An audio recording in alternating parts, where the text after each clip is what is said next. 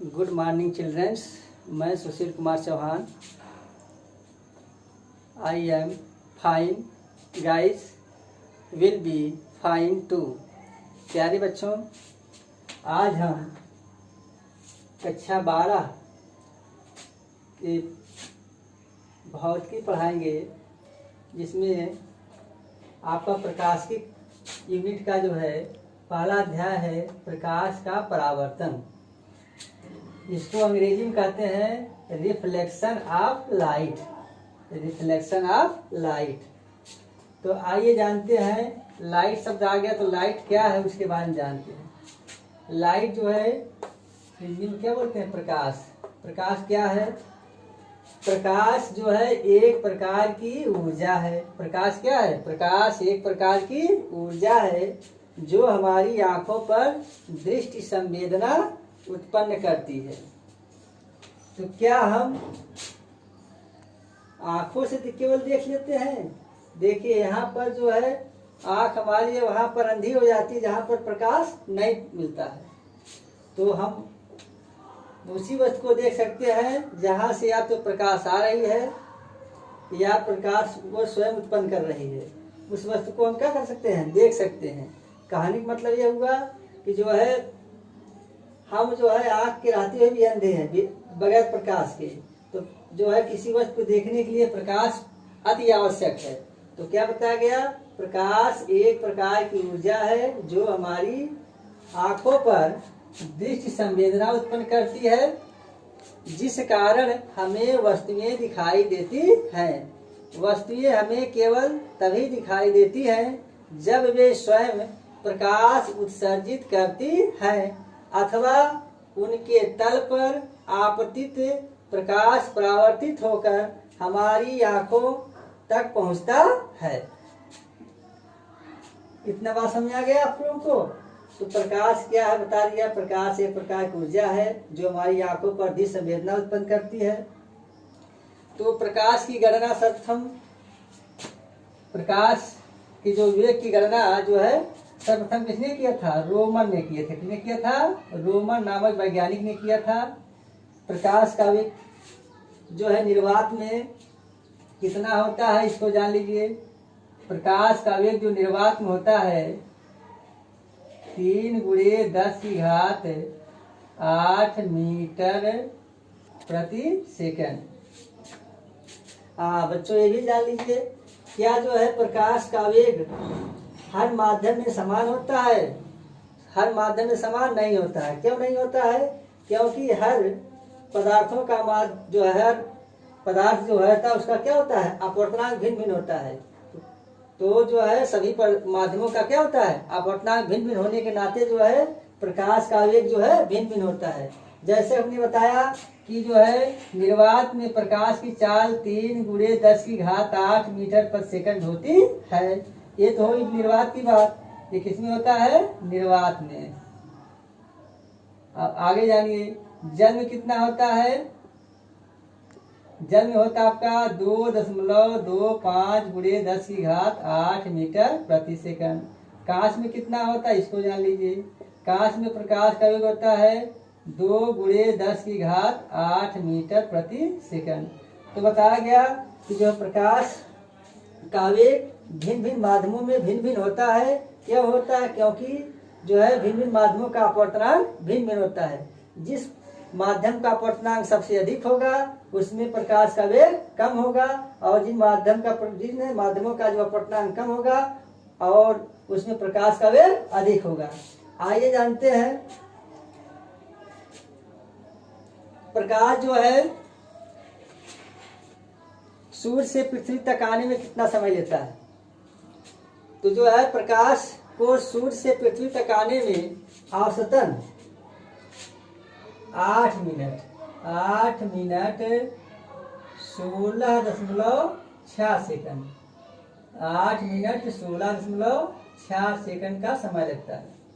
प्रकाश को सूर्य से पृथ्वी तक आने में कितना समय लगता है बच्चों? 8 मिनट 16.6 सेकंड का समय लगता है। इतनी बात समझ आ गई? अब देखिए चंद्रमा जो है स्वयं प्रकाश नहीं देता, लेकिन क्या होता है, सूर्य के प्रकाश से प्रकाशित होता है। तो जो है चंद्रमा से जो है परावर्तित प्रकाश को पृथ्वी तक आने में 1.28 सेकंड, 1.28 सेकंड। तुमने क्या बताया, चंद्रमा से परावर्तित प्रकाश को पृथ्वी तक आने में 1.28 सेकंड का समय लगता है। तो शायद आप लोग समझ गए होंगे प्रकाश क्या है, प्रकाश का वेग कितना होता है, निर्वात में, जल में, कांच में, और प्रकाश जो है सूर्य से पृथ्वी तक आने में कितना समय लेता है, और प्रकाश जो है चंद्रमा से पृथ्वी तक आने में कितना समय लेता है। आइए आगे जानते हैं प्रकाश के प्रति व्यवहार के आधार पर वस्तुओं का वर्गीकरण। तो प्रकाश के जो कैसा प्रकाश के व्यवहार हम जानेंगे, तो जो वस्तुओं का वर्गीकरण करेंगे यहाँ पे। तो पहला है प्रदीप्त वस्तुएं, ल्यूमिनस बॉडी। क्या है, प्रदीप्त वस्तुएं, ल्यूमिनस बॉडी। दूसरा क्या है, अप्रदीप्त वस्तुएं, non luminous bodies, non luminous bodies. तीसरा आपका है पारदर्शक वस्तुएं, ट्रांसपेरेंट बॉडीज। फोर्थ क्या आपका है, अर्ध पारदर्शक वस्तुएं, ट्रांसलूसेंट बॉडीज, ट्रांसलूसेंट बॉडीज।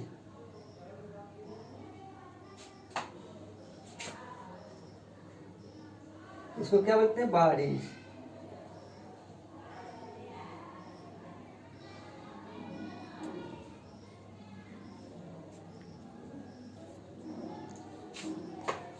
तो आपका प्रदीप्त वस्तुएं किसे कहते हैं, तो इसलिए जो स्वयं प्रकाश है उत्पन्न करती हैं प्रदीप्त वस्तुएं कहलाती हैं। क्या जाने, प्रदीप्त वस्तुएं किसे कहते हैं, वे वस्तुएं जो स्वयं प्रकाश उत्पन्न करती हैं प्रदीप्त वस्तुएं कहलाती हैं। इतनी बात समझ आया। तो प्रदीप्त वस्तुएं कौन है, जैसे सूर्य, तारे, विद्युत बल्ब, जलती हुई मोमबत्ती, हाथ बत्ती, ये सब क्या है, प्रदीप्त वस्तुएं हैं। आइए देखते हैं अगला, अप्रदीप्त वस्तुएं, इसको बोलते हैं नॉन ल्यूमिनस बॉडीज। वे वस्तुएं जो स्वयं प्रकाश उत्पन्न नहीं करती हैं, परंतु जब उन पर किसी प्रदीप्त वस्तु से उत्सर्जित प्रकाश आपतित होता है तो वे दिखाई देने लगती हैं, अप्रदीप्त वस्तुएं कहलाती हैं। जैसे कौन कौन है अप्रदीप्त वस्तुएं, मेज, कुर्सी। कौन कौन है, जैसे आपका है मेज है, कुर्सी है, मेज है, कुर्सी है। इतनी बात समझ आ रही है, क्या क्या है, मेज है, कुर्सी है। आगे आदि, तो क्या बताया गया कि अप्रदीप्त वस्तुओं में वे वस्तुएं जो स्वयं प्रकाश उत्पन्न नहीं करती, लेकिन जब उन पर किसी प्रदीप्त वस्तु से उत्सर्जित प्रकाश आपतित होता है तो वे दिखाई देने लगती हैं, तो उनको क्या कहते हैं, अप्रदीप्त वस्तुएं कहते हैं। आइए आगे चलते हैं, पारदर्शक वस्तुएं। पारदर्शक वस्तुएं क्या होती हैं, वे वस्तुएं जिनमें से होकर प्रकाश किरणें निकल जाती हैं, या कह सकते हो कि ऐसे पदार्थ जिनमें से प्रकाश किरणें आर पार निकल जाती हैं, उसे हम क्या कहते हैं, पारदर्शक वस्तु कहते हैं। जैसे क्या आपका कांच और जल, कांच और जल क्या है, पारदर्शक वस्तुएं हैं। आगे चलते हैं, अर्ध पारदर्शक वस्तुएं, ट्रांसपेरेंट बॉडीज। क्या है, ट्रांसपेरेंट बॉडीज। तो ट्रांसपेरेंट बॉडीज हमें कुछ वस्तुएं ऐसी होती है जिन पर प्रकाश किरणें पड़ने से उसका कुछ भाग, कितना, कुछ भाग तो अवशोषित हो जाता है तथा कुछ भाग बाहर निकल जाता है। ऐसी वस्तुओं को अर्ध पारदर्शक वस्तु कहते हैं। तो यहाँ समझिए अर्ध पारदर्शक से समझ लीजिए क्या है, अर्ध पारदर्शक मतलब आधा आर पार, कहने मतलब आधा जो है प्रकाश के लिए उस पार निकल जाती है, और कुछ जो है क्या होती है, आधी अब शोषित कर ली जाती है। तो यहाँ समझिए समझ में आ गया होगा क्या, कुछ वस्तुएं ऐसी होती हैं जिन पर प्रकाश किरणें पड़ने से उनका कुछ भाग क्या होता है, अवशोषित हो जाता है। कहने मतलब आधा भाग क्या हुआ, अवशोषित हो जाता है, तथा कुछ भाग बाहर निकल जाता है, ऐसी वस्तुओं को अर्ध पारदर्शक वस्तुएं कहते हैं। जैसे क्या है, तेल लगा हुआ कागज, जिसको हम क्या बोलते हैं, ट्रेसिंग पेपर कहते हैं।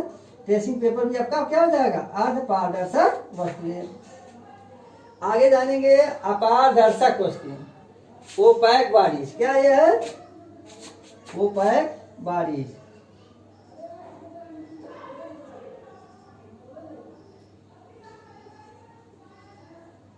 ओपैक बॉडीज क्या है, आपका क्या है, अपारदर्शक वस्तुएं। अपारदर्शक वस्तुएं वे वस्तुएं है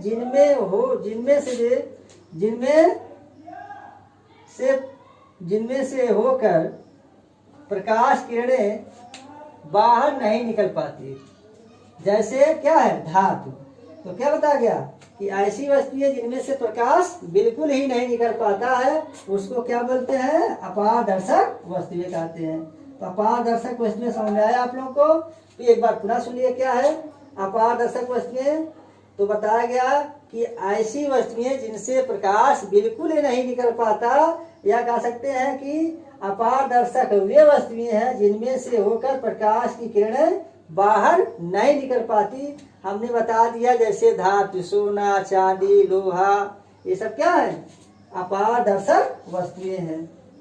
आगे समझेंगे प्रकाश का फोटान सिद्धांत। तो जो है प्रकाश कैसे चलता है, इसको समझ लीजिए। प्रकाश का फोटान सिद्धांत, इसके अनुसार प्रकाश ऊर्जा के छोटे छोटे बंडलों के रूप में चलता है, जिन्हें फोटान कहते हैं। इसको समझ लीजिए, जैसे जो है प्रकाश आपका है, तो यह जो है छोटे छोटे क्या है, बंडलों, जिसको हम बोलते हैं पैकेट, इसको हम क्या बोलते हैं, फोटान। क्या कहते हैं, फोटान।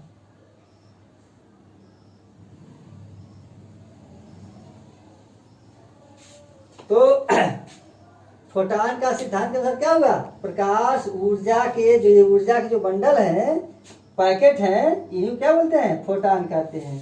तो प्रकाश ऊर्जा के छोटे छोटे बंडलों के रूप में चलता है, जिन्हें हम फोटान कहते हैं। तो हम कह सकते हैं प्रकाश कैसे चलता है, प्रकाश जो है ऊर्जा के छोटे छोटे बंडलों के रूप में चलता है। आइए, प्रकाश की जो है द्वैत प्रकृति, द्वैत प्रकृति, प्रकाश की द्वैत प्रकृति या द्वारी प्रकृति। आज प्रकाश को कुछ घटनाओं में तरंग तथा कुछ में कण माना जाता है। क्या माना जाता है, आजकल जो है प्रकाश को कुछ घटनाओं में तरंग तथा कुछ में क्या माना जाता है, कण माना जाता है, पार्टिकल माना जाता है। इसी को प्रकाश की द्वारी प्रकृति कहते हैं। आगे सब चलिए, प्रकाश जो है विद्युत चुंबकीय तरंगे होती है। प्रकाश क्या होती है, विद्युत चुंबकीय तरंगे होती है। तो आपने सुना होगा जो है विद्युत चुंबकीय तरंग सिद्धांत जो है जेम्स क्लार्क ने दिया था, और उसने बताया कि जो है विद्युत चुंबकीय तरंगे कैसी होती हैं, अनुप्रस्थ तरंगे होती हैं। तो जब जेम्स क्लार्क मैक्सवेल ने, जो स्कॉटलैंड निवासी थे, उन्होंने विद्युत चुंबकीय तरंग सिद्धांत दिया, तो बताया कि जो है विद्युत चुंबकीय तरंगे कैसी होती है, अनुप्रस्थ तरंगे होती हैं, और प्रकाश तरंगे कैसी होती हैं, विद्युत चुंबकीय तरंगे होती हैं। इसलिए आपकी प्रकाश तरंगे भी क्या होती है, अनुप्रस्थ होती हैं। क्या होती है, अनुप्रस्थ। पुनः सुन लीजिए, हम क्या बताए कि प्रकाश जो है विद्युत चुंबकीय तरंगे होती हैं। क्या होती है, चूंकि जो है विद्युत चुंबकीय तरंगे अनुप्रस्थ तरंगे होती हैं, इसलिए जो है प्रकाश तरंगे अनुप्रस्थ होती हैं। तो आज का क्लास यहीं तक। प्यारे बच्चों, आप कुछ जरूरी सूचना सुन लीजिए। जो है हमारा चैनल जो है विद्यालय की तरफ से MDS खोजापुर सुशील सर के द्वारा जो है चालू किया गया है। आप इसको जो है सब्सक्राइब कर लें, और वीडियो के देखने के बाद लाइक और कमेंट करना ना भूलें। जो चीज़ आपको समझ में नहीं आता है उसको जो है कमेंट में जरूर लिखें, क्योंकि आगे आने वाली वीडियो में आपको जो चीज़ को समझाया जाएगा। तो क्या बताया गया, आप लोग को जो है हमारे चैनल को जो है सब्सक्राइब करेंगे, और बगल में जो है बेल आइकन की घंटी है उसको दबा दीजिए, जिससे आने वाली आपकी जो है सारी वीडियो का नोटिफिकेशन प्राप्त होगा, और आप लोग वीडियो को जो है देख पाएंगे। और जो भी समस्या होगी आप कमेंट में लिखिएगा, आपके कमेंट का कमेंट का क्या किया समाधान किया जाएगा, जो भी समस्या रहेगी। और आगे जो चीज़ पढ़ाया जाएगा उसको नेक्स्ट वीडियो में बताया जाएगा। फिलहाल आज के लिए ही इतना ही, धन्यवाद।